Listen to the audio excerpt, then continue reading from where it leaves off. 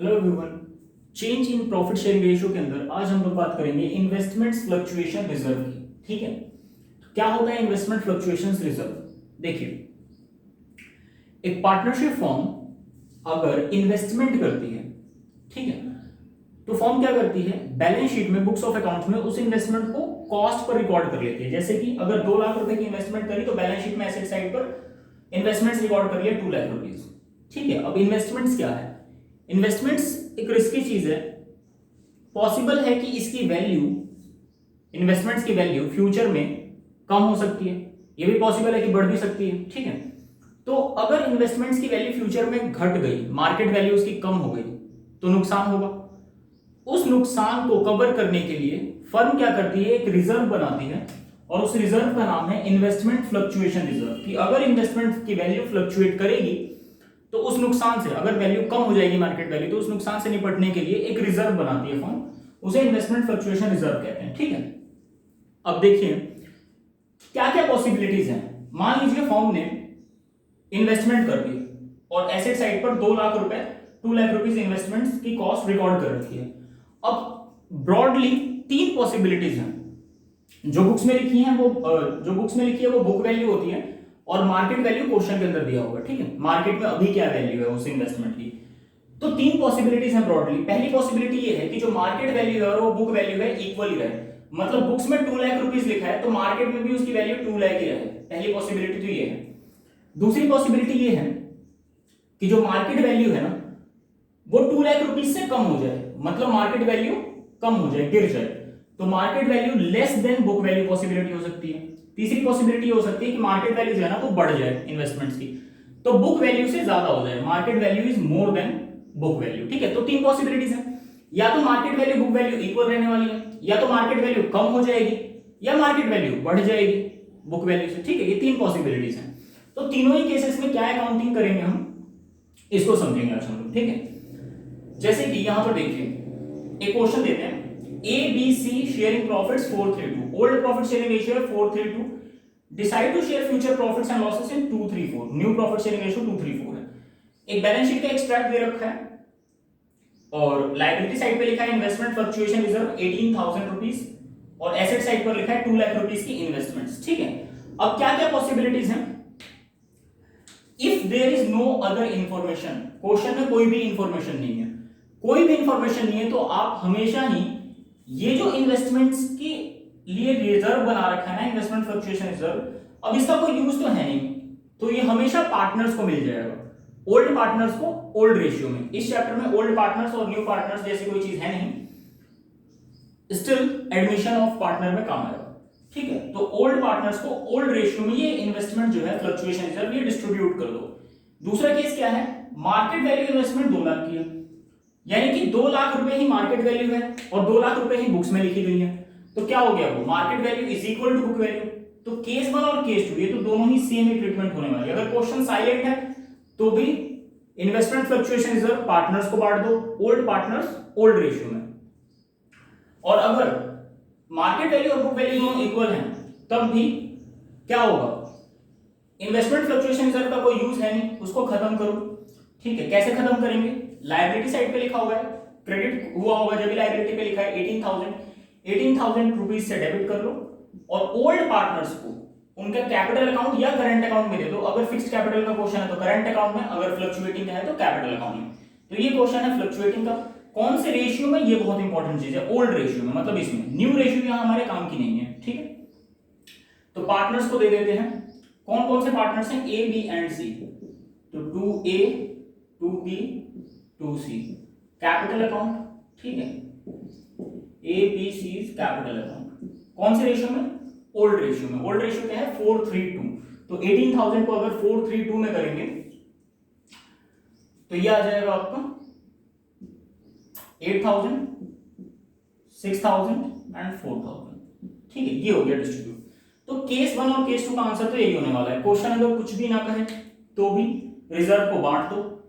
अगर book value और market value दोनों बराबर है तो रिजर्व तो किसी काम आया नहीं, मार्केट वैल्यू तो उसकी कम हुई नहीं, तो भी सारा का सारा रिजर्व पार्टनर्स को दे दो, ओल्ड पार्टनर्स को ओल्ड रेशियो में। अब पढ़ते हैं तीसरा case, market value of investment 1,91,000 हो गई।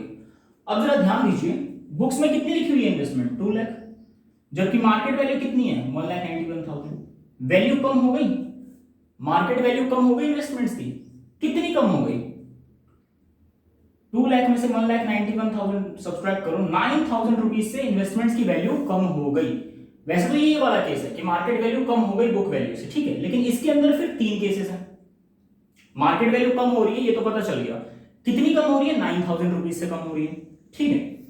अब क्या करेंगे, यहां पर देखिए इन्वेस्टमेंट फ्लक्चुएशन रिजर्व आपने कितने का बना रखा है, आपने इन्वेस्टमेंट फ्लक्चुएशन रिजर्व 18,000 का बनाया है कि अगर 18,000 तक का नुकसान हुआ तो इस रिजर्व से उसकी भरपाई हो जाएगी।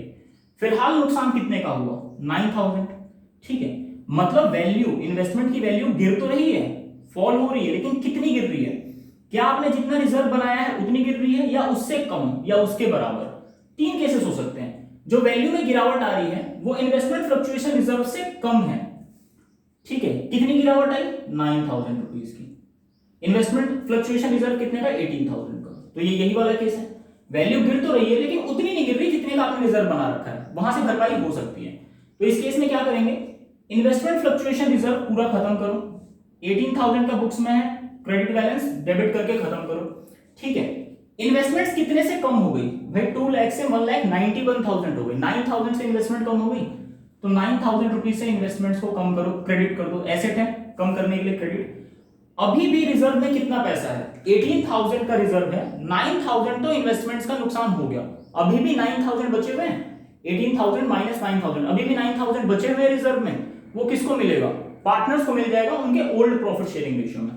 तो 2 पार्टनर्स कैपिटल या करंट अकाउंट, फिक्स्ड कैपिटल का क्वेश्चन होता तो करंट अकाउंट लिखते हैं। चलिए तो किसको मिल जाएगा ए बी सी को, 2ABC कैपिटल अकाउंट, ठीक है, ABC कैपिटल अकाउंट। कितना बचा हुआ है 18,000 का रिजर्व था, 9,000 रुपीज की इन्वेस्टमेंट कम हो गई, 9,000 का नुकसान हुआ, अभी भी 9,000 रुपीज बचे हुए हैं, तो 9,000 ABC को मिल जाएगा ओल्ड प्रॉफिट शेयरिंग रेशियो में, जो कि है 432।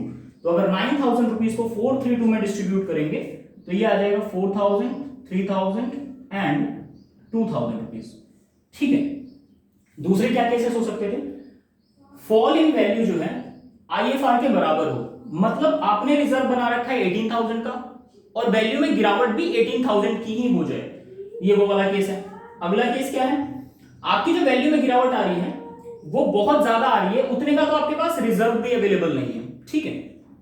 जैसे इसमें पहले हम ये देखते हैं, केस 5 देख लेते हैं, अभी केस 4 को छोड़ रखा है, केस 5 देखते हैं। मार्केट वैल्यू ऑफ इन्वेस्टमेंट 1,73,000 हो गई।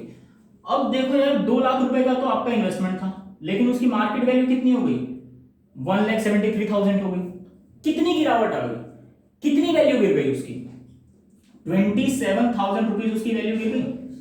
अब 27,000 रुपीज उसकी वैल्यू गिर गई, क्या 27,000 रुपीज का आपके पास रिजर्व अवेलेबल है, क्या इन्वेस्टमेंट फ्लक्चुएशन रिजर्व 27,000 का है आपके पास, नहीं है। आपके पास जो रिजर्व है इन्वेस्टमेंट फ्लक्चुएशन रिजर्व वो 18,000 का अवेलेबल है, तो जितने का आपने रिजर्व बनाया हुआ है उस लॉस से निपटने के लिए नुकसान उससे भी ज्यादा हो गया है ना, 27,000 रुपीज की वैल्यू गिर गई उसकी। तो देखिए क्या करेंगे, ये वाला केस है, फॉल इन वैल्यू जो है that is 27,000 is more than, वो ज्यादा है इन्वेस्टमेंट फ्लक्चुएशन रिजर्व से, इन्वेस्टमेंट फ्लक्चुएशन रिजर्व से ज्यादा है वो। क्या करेंगे, जितने का आपने इन्वेस्टमेंट फ्लक्चुएशन रिजर्व बुक्स में बना रखा है दैट इज 18,000 का, 18,000 रुपीज से कर दो उसको डेबिट, ठीक है। और इन्वेस्टमेंट्स कितने से कम हो रही हैं 27,000 से, 27,000 से इन्वेस्टमेंट्स को कम कर दो, क्रेडिट कर दो, तो अभी भी आपका 27,000 का नुकसान हुआ, 18,000 की भरपाई तो इन्वेस्टमेंट फ्लक्चुएशन रिजर्व से हो जाएगी, लेकिन उसके अलावा 9,000 रुपीज का नुकसान और होगा, उतना तो रिजर्व अवेलेबल नहीं है। तो 9,000 रुपीज कहां से चार्ज कर लो, रीवैल्यूएशन अकाउंट से चार्ज कर लो 9,000 रुपीज, ठीक है। अब हो गया debit credit equal, investment fluctuation reserve 18,000 का था, 18,000 से खत्म करो, एक्स्ट्रा जो 9,000 का नुकसान हो रहा है वो रिवैल्यूएशन अकाउंट से चार्ज कर लो डेबिट करके, और इन्वेस्टमेंट्स 27,000 रुपीज से कम हो गई। अब ये जो रिवैल्यूएशन डेबिट हो रहा है ना, लॉस हो रहा है 9,000 का, रिवैल्यूएशन का जो लॉस है ये किससे चार्ज कर लेंगे, पार्टनर से चार्ज कर लेंगे, कौन से रेशियो में, ओल्ड पार्टनर से ओल्ड रेशियो में चार्ज कर लेंगे, ठीक है। रिवैल्यूएशन डेबिट हुआ है उसको क्रेडिट करके कर देंगे खत्म, ठीक है। तो पार्टनर्स कैपिटल अकाउंट कौन कौन से हैं, A B C, ठीक है, ऑब्वियसली यहाँ पे आप A B C capital account लिखेंगे, और 2 रिवैल्यूएशन। रिवैल्यूएशन कितने से डेबिट हुआ? 9000 से। 9000 से क्रेडिट करके रिवैल्यूएशन का लॉस खत्म करो, और किससे चार्ज कर लो? पार्टनर से, ए बी सी से। कौन से रेशियो में? ओल्ड प्रॉफिट शेयरिंग रेशियो में। ओल्ड प्रॉफिट शेयरिंग रेशियो क्या है आपका? 4:3:2। तो अगर इसमें आप डिस्ट्रीब्यूट करेंगे तो ए से 4000 चार्ज करेंगे, बी से 3000 एंड सी से 2000। तो ये केस हो सकता है कि मार्केट वैल्यू कम हो जाए बुक वैल्यू से। कितनी कम हो जाए? जितने का आपने रिजर्व बना रखा है उससे कम गिरी वैल्यू, या उतनी ही फॉल हो गई जितने का रिजर्व था, या उससे भी ज्यादा गिर गई, जितने का रिजर्व अवेलेबल था उससे भी ज्यादा वैल्यू गिर गई इन्वेस्टमेंट्स की, तो बहुत ज्यादा नुकसान हो गया, उस केस में रिवैल्यूएशन से चार्ज कर लेंगे। ठीक है, अब एक अगला केस, ये केस 4 बच गया। मार्केट वैल्यू ऑफ इन्वेस्टमेंट 2,18,000 हो गई। अब ये 2 केसेस हम कर चुके हैं। मार्केट वैल्यू बुक वैल्यू के बराबर हो सकती है, मार्केट वैल्यू बुक वैल्यू से कम हो जाए, या फिर मार्केट वैल्यू बुक वैल्यू से ज्यादा हो जाए। ठीक है, अब यहां पर क्या हुआ, आपने मार्केट वैल्यू तो 2,18,000 की हो गई, जबकि बुक्स में वैल्यू कितनी थी? 2 लाख। ठीक है, तो मार्केट वैल्यू क्या हो गया? बुक वैल्यू से ज्यादा हो गई। मार्केट वैल्यू बुक वैल्यू से ज्यादा हो गई। कितनी ज्यादा हो गई भाई? सब्ट्रैक्ट करके देखो, 18,000। मतलब इन्वेस्टमेंट्स की वैल्यू बढ़ गई 18,000। ये तो फायदा हो गया ना, फर्म का फायदा हो गया। तो क्या करेंगे इस केस में? क्या करेंगे? ये जो आपने रिजर्व बनाया था नुकसान से निपटने के लिए, उसका तो कोई यूज हुआ नहीं, वो पार्टनर्स को दे दो। इन्वेस्टमेंट फ्लक्चुएशन रिजर्व जो 18,000 का आपने बनाया था, ये तो किसी काम आया नहीं, ये पार्टनर्स को दे दो उनके कैपिटल अकाउंट में। ठीक है, A B and C capital account. कौन से रेशियो में? ओल्ड प्रॉफिट शेयरिंग रेशियो में। तो कितना कितना आ जाएगा भाई? 4:3:2 में करेंगे तो 8,000, 6,000 एंड 4,000। अब देखिए, जितने से इन्वेस्टमेंट्स बढ़ रही है, मार्केट में उसकी वैल्यू 2,18,000 हो गई है, जबकि बुक्स में कितनी लिखी हुई है? 2,18,000 से इन्वेस्टमेंट्स बढ़ गई, तो इन्वेस्टमेंट्स को बढ़ा लो। कितने से? 18,000 से। और वो फायदा है तो रिवैल्यूएशन अकाउंट में क्रेडिट कर दो फायदा। अब ये जो रिवैल्यूएशन पे प्रॉफिट हुआ 18,000, इसका क्या करेंगे? फायदा है, पार्टनर्स को दे दो। तो रिवैल्यूएशन अकाउंट पे जो 18,000 का प्रॉफिट हुआ, क्रेडिट था, डेबिट करके खत्म, और किसको मिल जाएगा? पार्टनर्स को। कौन से रेशियो में? ओल्ड प्रॉफिट शेयरिंग रेशियो में। तो A B C capital account, और पार्टनर्स को कितना कितना मिल जाएगा? ओल्ड प्रॉफिट शेयरिंग रेशियो इनका यहां पर है 4:3:2, तो इस हिसाब से इनको 864,000 मिल जाएगा। ये करंट अकाउंट में भी एंट्री आ सकती थी, कब? जब फिक्स्ड कैपिटल का क्वेश्चन होता। तो ये थी अकाउंटिंग इन्वेस्टमेंट फ्लक्चुएशन रिजर्व से रिलेटेड। ठीक है, अभी के लिए इतना ही। Thank you.